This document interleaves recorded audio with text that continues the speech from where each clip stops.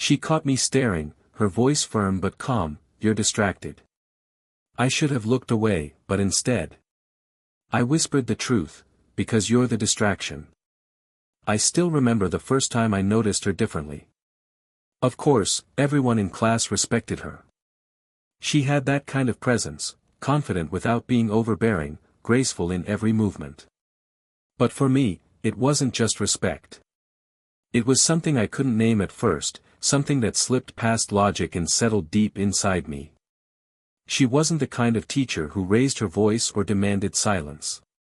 Instead, she commanded attention with a calm authority.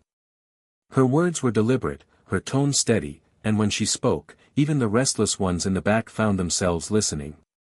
But what drew me in wasn't only her wisdom, it was her warmth, the way her smile could soften the sharpest of days, the way her laughter, quiet and rare, felt like a secret gift. She was older, yes. That was obvious. But age didn't dull her beauty, it deepened it. The fine lines at the corner of her eyes didn't hide her charm, they carried stories, experiences, a life lived with depth. And somehow, I found myself watching those details when I should have been focused on my notebook. The way she tucked a strand of hair behind her ear as she leaned over her desk, the subtle fragrance she left behind when she walked past my chair, the sound of her heels tapping softly against the floor, each detail seemed to etch itself into me. That day, she paused beside me to check my work. I should have been ready with answers, but all I noticed was how close she was. Her hand rested lightly on the edge of my desk, her nails neat and simple. The sleeve of her blouse brushed against my arm when she leaned just slightly closer. I caught the faintest trace of perfume, floral, delicate, not overpowering, and in that moment, the entire classroom blurred away. I tried to focus, I really did. But my heart betrayed me, beating too quickly, too loudly, as if it wanted her to hear what I couldn't say. I nodded at her explanation, pretending to understand, though her words slipped past me like water. What stayed with me instead was the steadiness of her gaze when she looked at me, patient, kind, but also searching, as if she noticed something I was trying hard to hide. I told myself it was nothing. Just admiration. Just the natural respect a student feels for someone who inspires them. But deep down, I knew I was lying to myself. Because every time she walked into the room, my world shifted slightly, and I couldn't look at her without feeling that quiet pull, the spark I wasn't supposed to feel, but couldn't ignore. It happened so suddenly, yet so quietly, that I'll never forget the moment. I had drifted again, my pen still in my hand, but my thoughts were far from the page in front of me. She was speaking at the board, explaining something I should have been writing down, but all I could focus on was her. The way her voice carried without strain, the curve of her hand as she wrote, the subtle elegance in the simplest of movements. And then, without warning, her voice cut through the haze. "You're distracted." The words weren't sharp, not an accusation, but they landed like a strike all the same. My head lifted instantly. She was looking at me, her eyes steady, not unkind, but undeniably aware. For a split second, the entire room seemed to fade into silence. My first instinct was to laugh it off, to apologize, to lower my gaze and pretend I had simply lost focus. But something inside me refused. Maybe it was the way her lips pressed together, trying to mask a hint of amusement. Maybe it was the steady weight of her gaze, holding mine longer than necessary. Or maybe it was that I was simply too tired of hiding what had been quietly burning inside me. I took a breath, shallow, unsteady. My heart pounded against my ribs like it wanted out. And before I could second-guess myself, the words slipped from me in a low voice, "Because you're the distraction." The silence that followed was unbearable and electric at the same time. A few students nearby chuckled under their breath, assuming I was joking, but I kept my eyes on her. I hadn't said it to make them laugh. I had said it because it was the truth. Her expression changed, so subtly that only I seemed to notice. The slight arch of her brow, the faintest curve at the corner of her lips, as if she was torn between reproach and something else she couldn't show. Her eyes lingered on me for a second too long, and in that fragile pause, it felt like she heard the weight beneath my words. She turned back to the board, continuing the lesson as if nothing had happened. But for me, everything had changed. My pulse still raced. The room felt warmer. Every word she spoke after that seemed to carry a hidden meaning. And though she didn't mention it again, I knew, she had heard me. She had felt the crack in the wall I had carefully kept between us. And from that moment on, the air between us would never feel the same.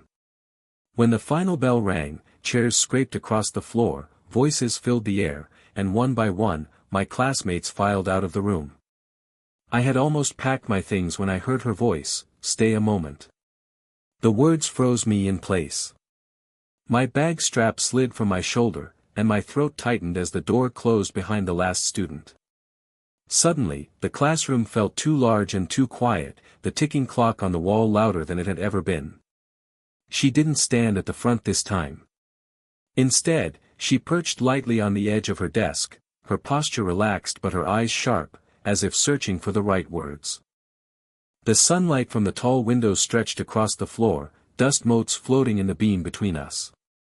"You know what you said earlier," she began, her tone measured, neither angry nor amused. "What did you mean by that?" I hesitated, my palms damp against the notebook I still clutched. I could have laughed it off, pretended it was a silly remark, a thoughtless slip. That would have been the safe thing to do. But looking at her, so calm and composed, I felt something stirring that I couldn't bury anymore. "I meant it," I said quietly, my voice trembling more than I wanted it to. "You distract me. Not in a bad way. Just, whenever you walk into the room, it's hard to think of anything else." For a moment, I thought she might scold me, remind me of boundaries, remind me of where we stood. But she didn't.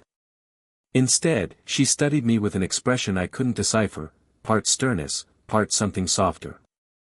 Her hand turned a pen slowly between her fingers, a small movement that betrayed her own nerves. "Do you realize what you're saying?" she asked, her voice low now, almost careful. "Yes," I whispered. "I know it's not what I should feel. But it's the truth." The silence between us thickened. She crossed one leg over the other, leaning forward slightly, as if to close the space just enough to remind me she was listening, not rejecting, not dismissing, but weighing every word. Her eyes held mine, and in them, I saw not anger, but conflict. She wasn't unaffected. She was simply, controlled. Bound by lines she wasn't ready to cross. Finally, she sighed, soft and deliberate. "You're young. And I'm your teacher. This isn't simple." Her words should have stung, but the way she spoke them, gentle, not condemning, made my chest ache with something far deeper.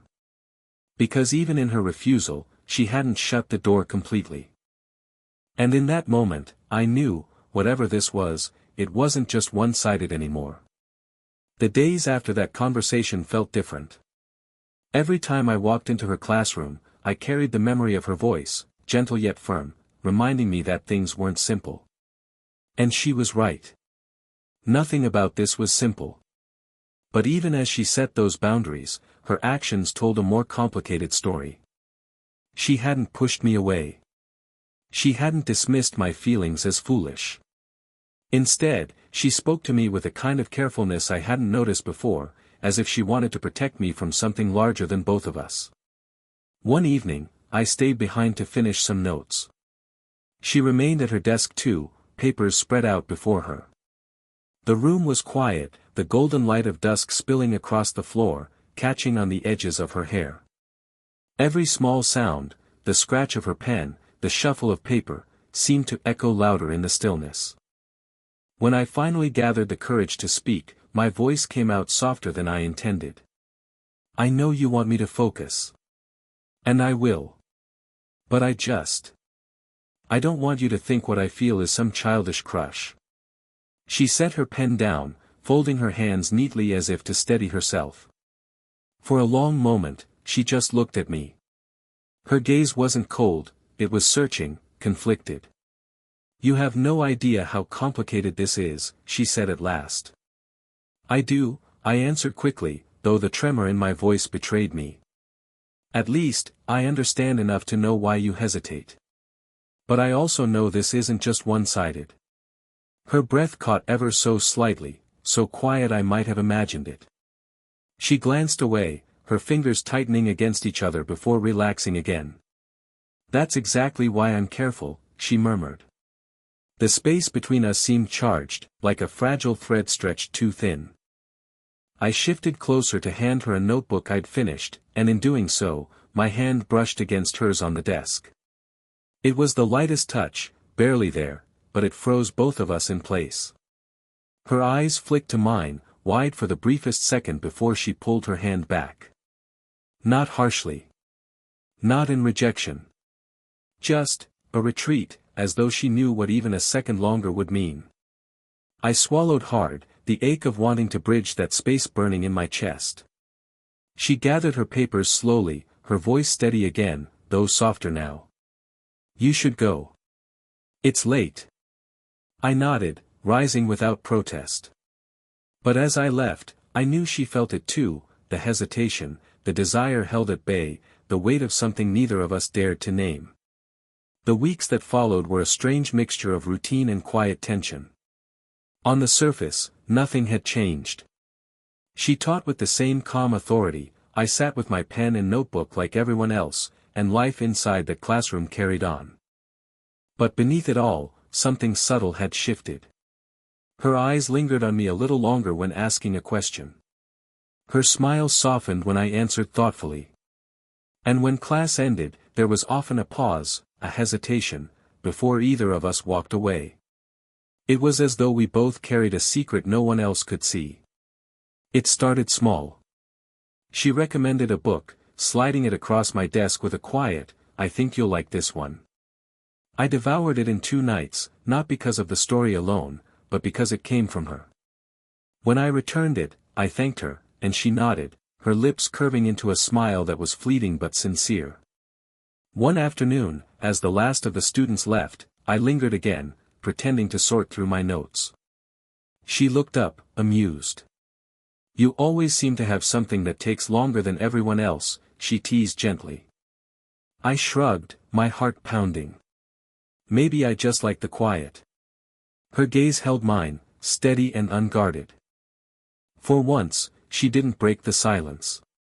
That was when I spoke, not a confession outright, but something that carried more weight than simple words.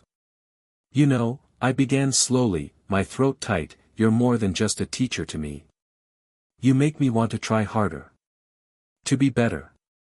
Like you expect something greater from me, and I don't want to disappoint that. Her expression softened in a way I had never seen before. It wasn't authority, or patience, or even humor. It was something tender, almost vulnerable. She walked closer, stopping just beside me. For a moment, she simply looked at me as though searching for the truth in what I'd said. Then, gently, she placed a hand on my shoulder. It wasn't a grand gesture, but the warmth of her touch sent a tremor through me. She squeezed lightly, her voice low. You already are more than you think. Her hand lingered a moment longer than necessary, and when she pulled it back, my skin still burned with the memory of it. I smiled faintly, hiding the storm in my chest. It wasn't a confession, not really. But she understood. She had to. And though neither of us said it aloud, the space between us was now filled with something fragile, precious, and undeniable. It was late, far later than usual. Most of the building had emptied, the echoes of laughter and footsteps long gone, leaving only the hum of the lights and the faint creak of the old windows. I had stayed behind to finish a project, and to my quiet relief, or perhaps danger, she had stayed too. The classroom felt different in the evening. The sharpness of daylight had softened into a golden glow, spilling across the desks and painting shadows on the floor.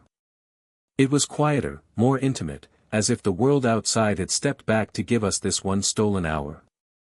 She sat at her desk, papers stacked neatly in front of her, glasses perched lightly on her nose as she read. I sat just a few feet away, but the closeness felt amplified in the silence. Every rustle of paper, every breath, seemed louder.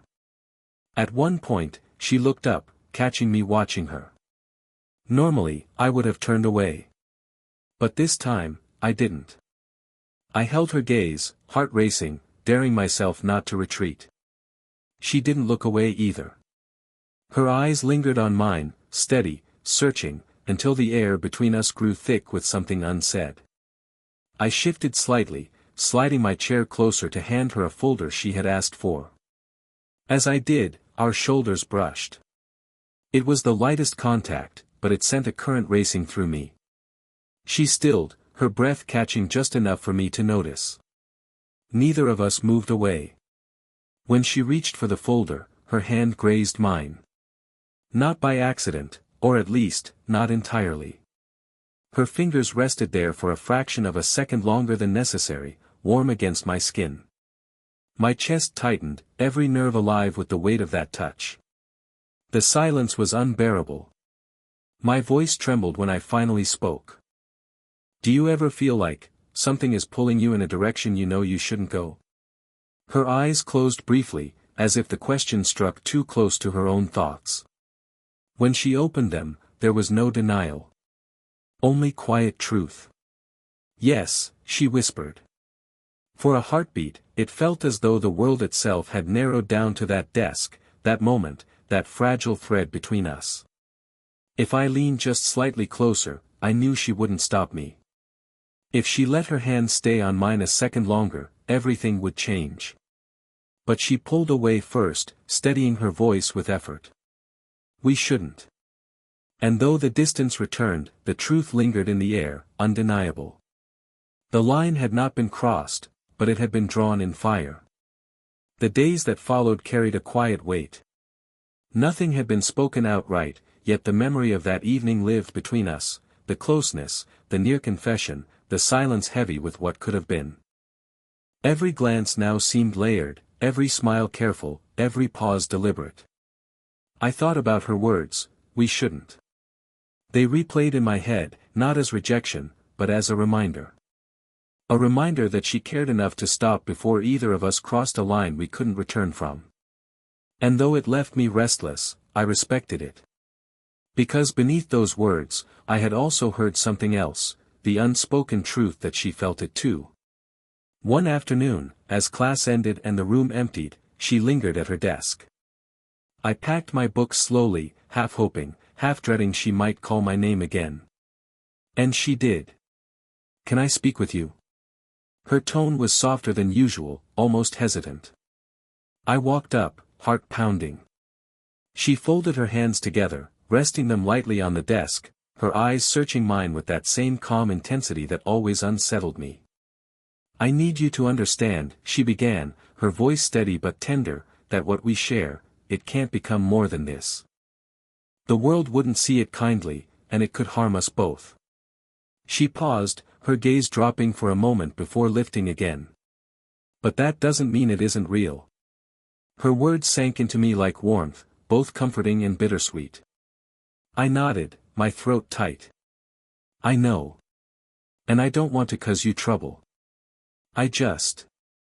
I don't want to pretend I don't feel it. For the first time, her composure slipped, just slightly. A smile touched her lips, not playful, not formal, but sincere, tinged with something tender. She reached across the desk, her fingertips brushing against my hand.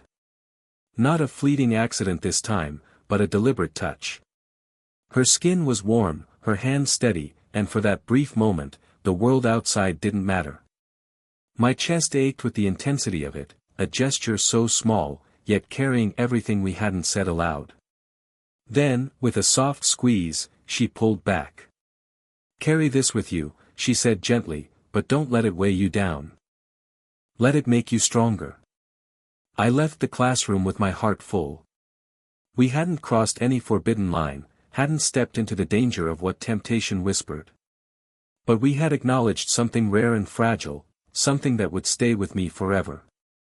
And in the quiet warmth of her parting smile, I understood, some connections don't need a name, or a future, to matter deeply. Sometimes, the memory of a touch, a glance, a truth shared in silence, is enough. If this story touched you, don't forget to like the video and subscribe for more slow burn age gap romances. Share your thoughts in the comments. I'd love to hear if you've ever felt a connection that words could barely explain.